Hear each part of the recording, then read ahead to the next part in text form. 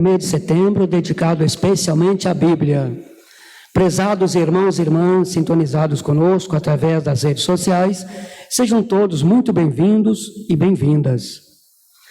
O Evangelho de hoje oferece-nos um itinerário para o exercício de nossa responsabilidade frente ao nosso próximo. Não se trata de uma receita a ser seguida cegamente em todas as situações. O mais importante a ser observado no processo de correção fraterna apresentado é o princípio da caridade e de respeito aos que estão em situação de pecado. Aquele que é encontrado no erro não pode ser humilhado pela exposição de suas misérias. O amor, como diz Paulo, não faz mal contra o próximo. Porém, não podemos deixar de exortar os que caíram, pois o amor não quer o mal para os outros. Às vezes, por medo ou frieza de coração, fazemos opção pela omissão, pois é mais cômodo lavar as nossas mãos, como fez Pilatos. Pior ainda é quando preferimos criticar e condenar os que erram, julgando-nos superiores a eles. A palavra de Deus lembra-nos sobre nossa responsabilidade para com as pessoas com as quais convivemos em casa, no trabalho, na vizinhança, nos círculos de amizade, na igreja. Amar verdadeiramente o irmão significa ajudá-lo a crescer em todos os níveis e desejar concretamente a sua libertação. Como membros de uma mesma família, não é possível que sejamos coniventes com a perdição e a infelicidade de nossos semelhantes. Quem não se compadece e nem age em favor do progresso humano do próximo, compromete a própria vida.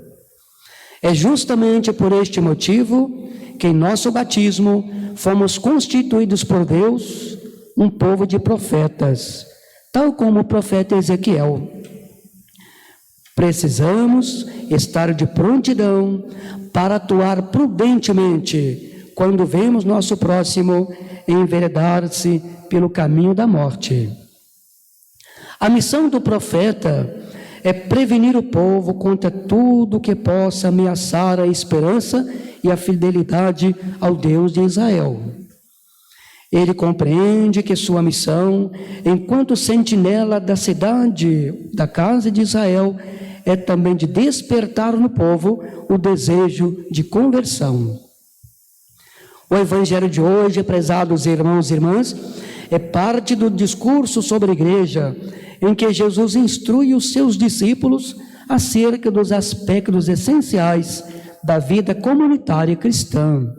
A comunidade cristã é uma comunidade de reconciliados. Por isso, o perdão deve ser uma das marcas de sua existência. No trecho anterior ao apresentado pela liturgia deste domingo, duas características da comunidade eclesial foram ressaltadas. A comunidade cristã deve ser caracterizada pelo serviço e pelo cuidado de uns para com os outros, de modo especial pelos pequenos, isto é, por aqueles que se sentem, por algum motivo, desprezados e não valorizados, e que correm, por isso, muitas vezes, o risco de abandonar a comunidade.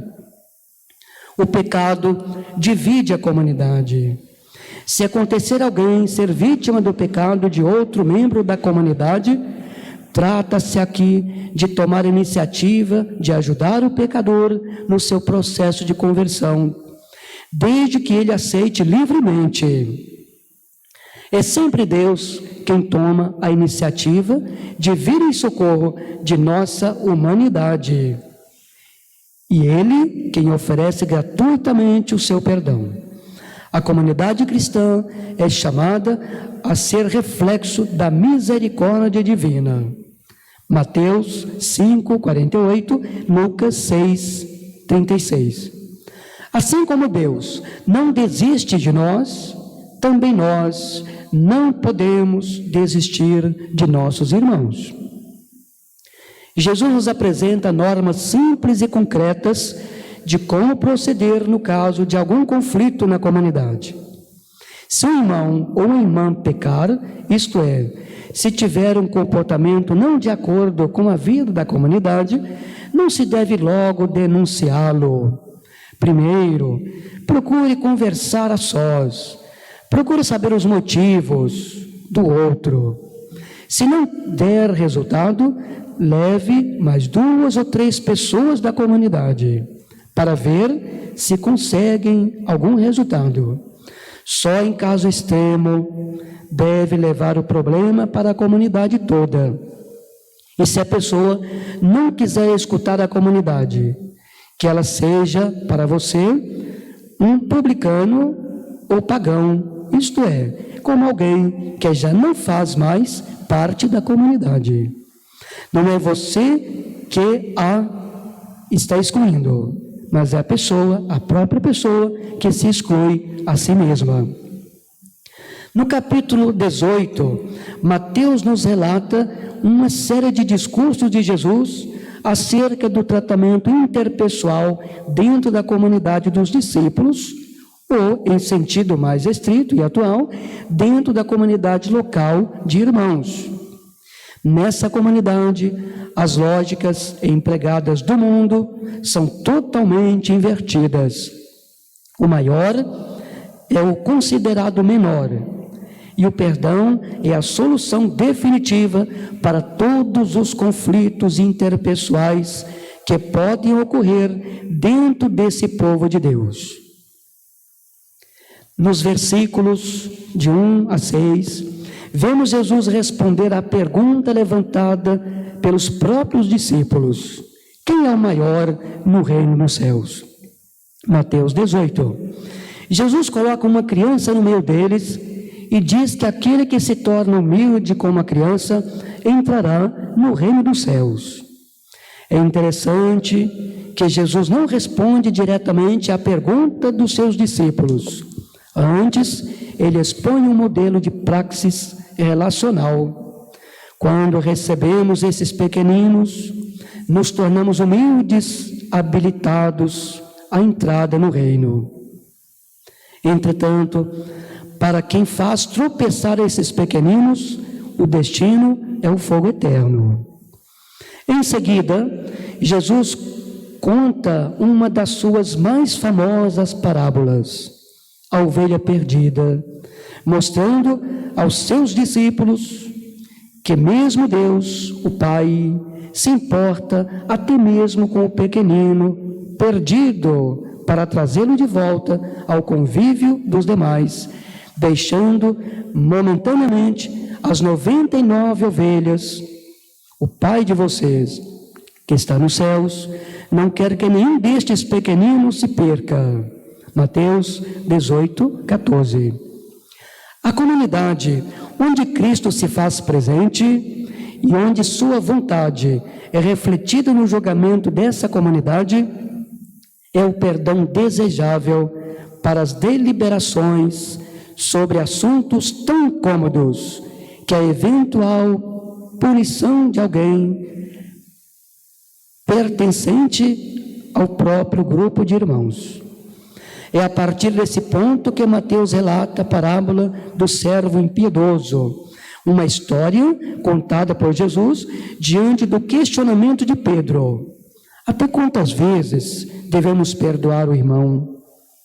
Embora o servo impiedoso tenha sido perdoado pelo rei de uma grande dívida, não teve a capacidade de transmitir a mesma graça a um conhecido que devia infinitamente menos do que a sua própria dívida. Sabemos, prezados irmãos e irmãs, que nenhum caminho de conversão pode ser feito sozinho. Precisamos sempre uns dos outros para superar nossos limites, nossas barreiras. Jesus nos ensina que quando estamos reunidos em seu nome, isto é, quando buscamos zelar pelo bem uns dos outros, ele está presente no meio de nós. Mateus 18, 20. O maior mandamento, sabemos, é o amor. Portanto, caminhamos para a vida de santidade e de comunhão com Deus e com os irmãos. E este ano de 2020, prezados irmãos e irmãs, a Igreja no Brasil comemora mais uma vez o mês de setembro, dedicado especialmente à Bíblia, em sintonia com a Comissão Episcopal Pastoral para a Animação Bíblico-Catequética da Conferência Nacional dos Bispos do Brasil, CNBB, fundamentando-se no livro do Deuteronômio, com o tema Abre tua mão para o teu irmão. Deuteronômio 15, 11. Mais do que história, a Bíblia é portadora de uma mensagem. Ela é capaz de denunciar e anunciar. Ela denuncia as injustiças, os pecados, as situações desumanas, de pobreza, exploração e exclusão em que vivem tantos irmãos e irmãs nossos. Foi isso que fizeram os profetas e também Jesus Cristo, em algumas ocasiões, pois toda situação de injustiça e pecado é contrária ao projeto de Deus. Mas a Bíblia, prezados irmãos e irmãs, é sobretudo um livro de anúncio. Ela proclama a boa notícia vinda de Deus. Ele nos ama e nos quer bem. Ele é o Deus que caminha conosco, que está ao nosso lado e nos dá força e coragem. Foi Deus quem enviou ao mundo seu Filho Jesus Cristo. Ele veio nos trazer a boa notícia do reino. Veio nos trazer a salvação, o perdão dos nossos pecados. É através da fé em Jesus Cristo que nos tornamos filhos e filhas de Deus. Tua palavra, Senhor, é lâmpada para os meus pés e luz para o meu caminho. Salmo 119. Deixemos-nos guiar pela palavra de Deus. Louvado seja nosso Senhor Jesus Cristo. Para sempre seja louvado.